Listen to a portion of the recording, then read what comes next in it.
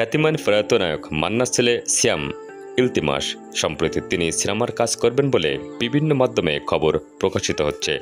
বাবা সুপারস্টার হলেও তিনি নিজেকে রেখেছিলেন লাইমলাইটের বাইরে।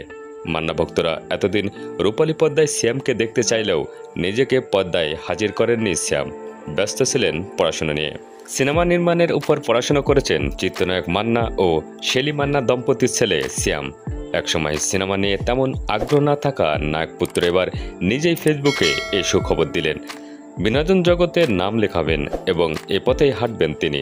তবে আপাতত অভিনয় নয়, ইচ্ছা অ্যাকশন সিনেমা পরিচালনা করা। শেলি মান্না আরও বলেন, আগে তো ছেলে মিডিয়ায় আসতে রাজি ছিল না, এখন বলে কয়ে রাজি করিয়েছি। সে কাজ করতে ইচ্ছা পোষণ করেছে, তবে আগে থেকেই সে পরিচালনায় আগ্রহী ছিল। সময় হলেই সব দেখা যাবে। মান্নার স্ত্রী শেলি মান্না জানান, সিনেমা পরিচালনা নিয়ে তাদের ছেলের অনেক ইচ্ছা ও পরিকল্পনা রয়েছে। সেভাবেই তিনি যুক্তরাষ্ট্রে সিনেমা বিষয়ে পড়াশোনা করেছেন। এতে পরিবার থেকেও তিনি স্বাধীনতা পেয়েছেন।